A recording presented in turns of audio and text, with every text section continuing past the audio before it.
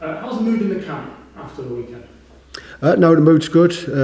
One thing about this division and the volume of games is that you very quickly, and probably that's as a coach, that's the difficult thing is that what you always like to do is go over the last game and do post meetings, evaluate, and so the problem is when it comes round so quickly, you're very quickly on to the next game, and that is the same for players. They very quickly have to get the last game, whatever the result is, out of their heads and start thinking about the next game, and we have to do that as coaches. So no, the mood is good. What do you assess if there is anything missing?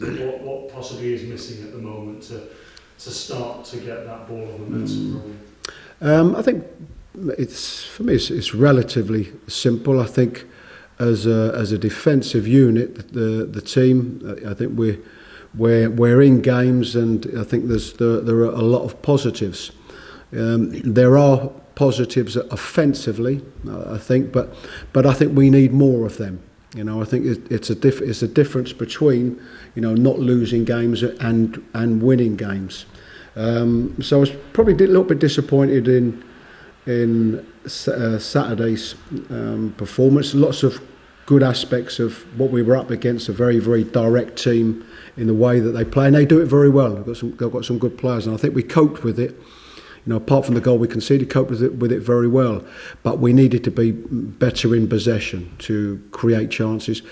The best game we've had is the Rotherham game, by far, where we had a lot of really good chances, and it's a game that probably in my tenure here so far is the game that we should have won sort of quite comfortably. So they're the pluses, but we certainly need to be more offensively minded at times.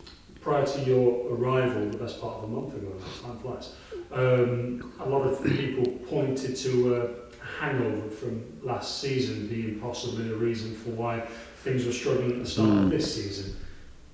Is there still a hangover, or is that gone? I don't think so. It's possible for somebody new coming in, because somebody new coming in can only speak about what they see. And I see a good changing room. I see an upbeat changing room, players that, as you would expect, training well. Particularly with the squad that we've got, and a new manager coming in, then you would expect that to be the case. So the answer to that one is I don't know. It's what was obvious is that the team had gone through a period of not winning games. That can happen for whatever reason, whether that's a lack of confidence or so. But that can happen. That can happen to any team at any stage. But I can only speak about what I found, and I found a good group so far that want to listen and learn and hopefully improve. You've tried a few different little things, bringing the odd player in here and that. Do you know your best 11 yet, or is it too early? No, if I had to be perfectly honest with you, then no. But I think there's nothing wrong with saying no. I think what we've got is that we've got a group of players that are very competitive. There will be that touch of rotation because of the amount of games, but I'm not one that likes to rotate too much. And there will be certain players for certain games. That will be the case. So I think as regards a best 11, I know the qualities of the players, and some I'm still learning. Some I knew very well before. So some I'm learning after each training day that we have. The thing that's a little bit different with the volume of games is that you're learning in games as opposed to perhaps learning in training and in games.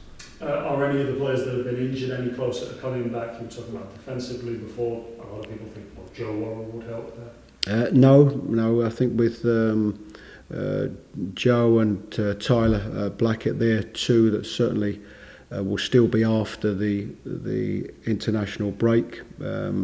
Grabbing the same, Bacharu the same. Dawson's the one that's sort of very close and has been training with us, and but sort of has the odd days where he can't train. So he's very close. But apart from that, nothing too much has changed. How important would it be to have somebody like Michael Dawson back around the group on a day-to-day? When you just consider the career that he's had, the experience that he's got, and then also obviously what he brings on the pitch as well. No, it is important, but that we do have. I mean, although he hasn't trained all of the period of time that I've been here, but he has trained. And he's very good around the changing room, very good in the treatment room, very vocal. So Mark was somebody that, of course, I knew before, and is exactly how I thought he would be. So no, he's invaluable around the place. He's a player that other players look up to, and they look up to his leadership skills. But not quite ready for Coventry yet. Not quite ready, but he's not too far off. And sometimes there is the balance. He hasn't played for a good while, so there's a balance of being up to speed, and of course the other party's using that experience. But I think, fortunately, if I'm looking at an era that I think that we have done well, I think the two centre halves for us have done very well in the games that we've played, and have been a constant part of what we've done. And your assessment on Coventry, the type of threats that they'll pose you tomorrow? Well, I think you can only go back to their last game, and of course we all watched the game against Reading, and I thought they played really well. I think they've got the mark of a team that have still got that sort of promotion buzz. There's a manager, very good manager, who had this group of lads for a good while. So I think in the way that they play, I think certainly they're very well drilled in the way that they play, and of course on the back of a very good result means that they're a big threat.